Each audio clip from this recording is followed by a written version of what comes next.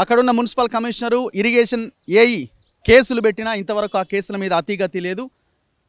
కేసులు పెట్టిన పాపానికి కేటీఆర్ సిఎస్ఆర్ కింద ఆ చెరువుని రాసిచ్చేసిండు విజయ్ కుమార్కి. సేమ్ ఈ మైసమ్మకుంట చెరువుని కూడా సిఎస్ఆర్ కింద రాసిచ్చిండట. రాసియడం అంటే ఏంటి? చెరువుని నువ్వు అమ్ముకో, తెగనమ్ముకో, కబ్జా చేసే అని చెప్పడమే. గవర్నమెంట్ మారింది, గవర్నమెంట్ హైడ్రా వేసింది, హైడ్రాకి కమిషనర్గా రంగనాథ్ని వేశారు. మరి రంగనాథ్ గారు చర్యలు అక్కడక్కడ ఒక్కొక్క బిల్డింగ్ కూలుస్తున్నట్టు కనిపిస్తున్నది, కానీ మేజర్గా మొత్తం చెరువునే కబ్జా చేసిన రియల్ ఎస్టేట్ మాఫియా మీద ఎందుకు చర్యలు తీసుకోవట్లేదు? సో దయచేసి ఈ వీడియో పూర్తి వరకు వినండి. చెప్పు, తొలి వెలుగు రఘు నా పేరు, అటు చూపించు, మీ ఆఫీసర్కి చెప్పు, విజయ్ కుమార్కి పంపి తొలి వెలుగు రఘు వచ్చిండని చెప్పు, రమ్మను, పోలీసులను పంపించమను. సో అందుకే ఈ వీడియో హైడ్రా కమిషనర్కి వెళ్ళే వరకు చూపించాలి. నేను జరిగిన మహావిధ్వంసం ఏ రకంగా జరిగిందో మీకు కళ్ళకు గట్టినట్టుగా చూపించబోతున్నా.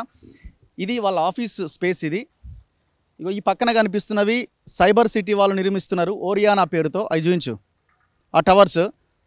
సో ఆ పక్కన కనిపిస్తున్న టవర్సు, మీకు ఆ వెనకాల కనిపిస్తున్న టవర్స్ అటు సైడ్, అవన్నీ కూడా ఈ సైబర్ సిటీ వాళ్ళవే. కొంత ఇల్లీగల్ కన్స్ట్రక్షన్ జరిగింది, గవర్నమెంట్ ల్యాండ్ని కబ్జా చేశారు 12 ఎకరాలు. అది నెక్స్ట్ ఎపిసోడ్లో చూద్దాం. సో ఇప్పుడు మనం ఇక్కడి నుంచి నేరుగా ఈ చెరువు ఎక్కడుందన్నది అక్కడికి వెళ్ళే ప్రయత్నం చేద్దాం. 2 చెరువులు ఉంటాయి ఇక్కడ. ఒకటి ఆ పైన కామునికుంట చెరువు, కింద మైసమ్మకుంట చెరువు. కామునికుంట చెరువు నిండితే ఇవన్నీ కూడా గొలుసుకట్టు చెరువులు. ఇది మనకున్న సహజ సిద్ధమైన సంపద, ప్రకృతి కల్పించిన అద్భుతమైన సంపద.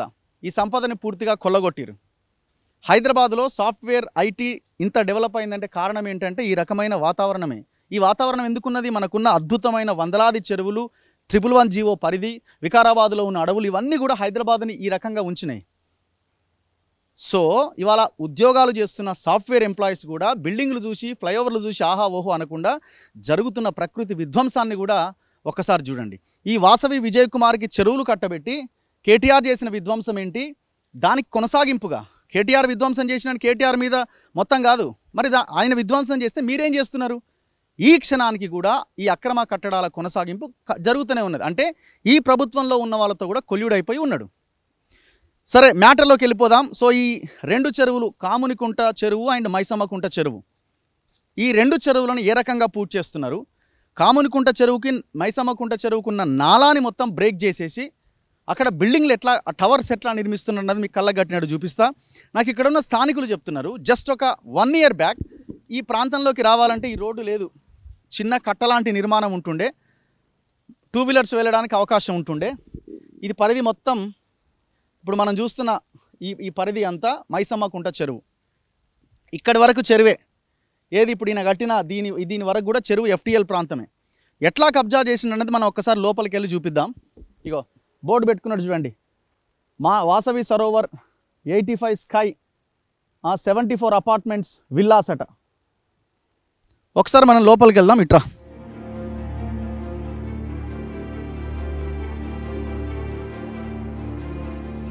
చూడండి, ఇదంతా కూడా చెరువే. ఇదంతా కూడా చెరువే. ఆ పైన కనిపిస్తున్నది చెరువు మిగిలిన భాగము, దాని చుట్టూ కట్ట కనిపిస్తున్నది. మొత్తం ఈ రకంగా మట్టి పోసి ఈ చెరువుని ఎట్లా కబ్జా చేస్తున్నారో చూడండి. ఇంకా లోపలికి వెళ్తే చాలా క్లియర్గా మీకు కనిపిస్తుంది. రండి.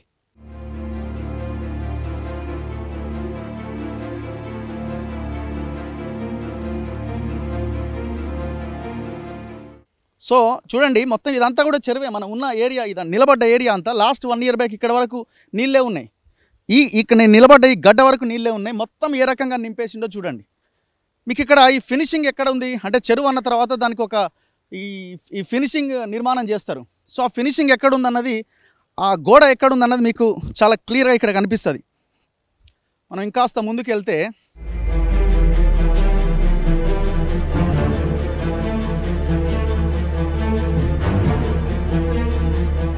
ఇదిగోండి, ఇది మీకు చాలా క్లియర్గా ఫెన్సింగ్ కూడా ఉంది చూడండి. చెరువు యొక్క బార్డర్ ఫెన్సింగ్ అంటే లోపటి వరకు చెరువు, యువతలి ప్రాంతం అంతా ఎఫ్టీఎల్ ఏరియా అనమాట.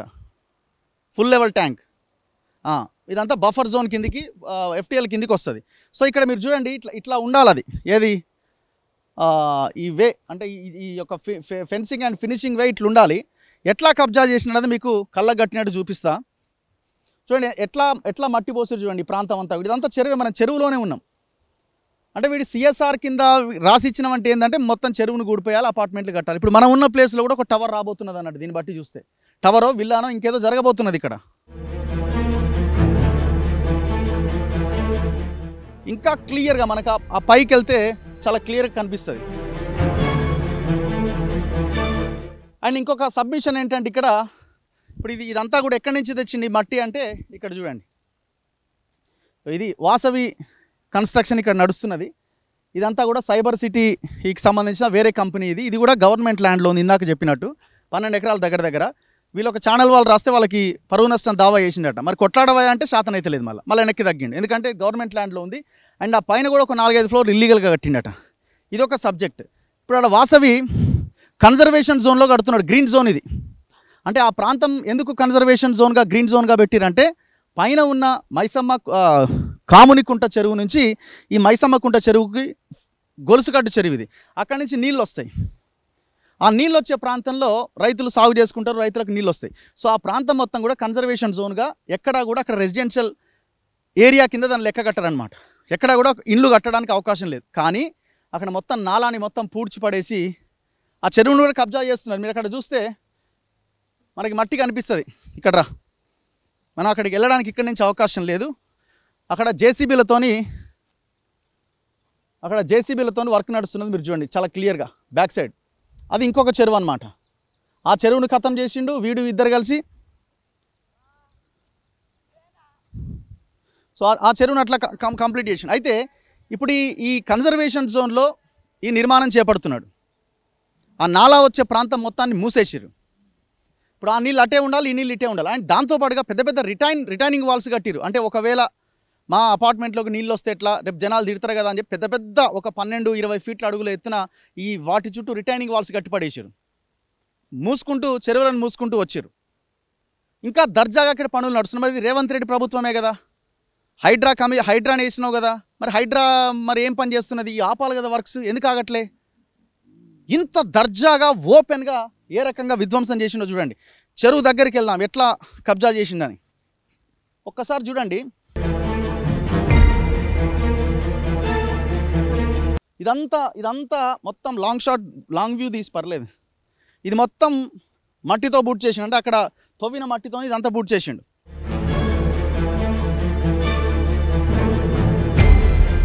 మీకు ఇంకా పర్ఫెక్ట్ ఎగ్జాంపుల్ ఎవిడెన్స్ ఇక్కడ కనిపిస్తుంది చూడండి. ఇగో ఇది ఫెన్సింగ్ అనమాట, ఇది ఫినిషింగ్, ఇది చెరువుకి. దీన్ని మొత్తం ఏ రకంగా మట్టితో చుట్టూ ఏ రకంగా మట్టితో దాన్ని కమ్ముకుంటూ వస్తున్నాడు చూడండి. ఇప్పుడు రేపు ఇంకొక 4 రోజుల తర్వాత ఇది మొత్తం లెవెల్ అయిపోతుంది. ఒక 4 డేస్ తర్వాత ఇదేం కనబడదు. ఇక మనకి క్లియర్ కనిపిస్తుంది కదా ఆ ఫెన్సింగ్ వేసింది, ఫినిషింగ్. ఎవడు అధికారం ఇచ్చిండు దాన్ని మూసేయమని? ఏ అధికారి పర్మిషన్ ఇచ్చిండు? ఇరిగేషన్ డిపార్ట్మెంట్ ఏం చేస్తున్నది? ఏం పీక్తున్నది? ఒకసారి చెప్పండి. ఇక్కడున్న లోకల్ లీడర్స్ ఏం చేస్తున్నారు? ఎందుకు దీన్ని అడ్డుకోవట్లేదు? ఎవడెవడు ఎంతెంత తీసుకున్నాడు?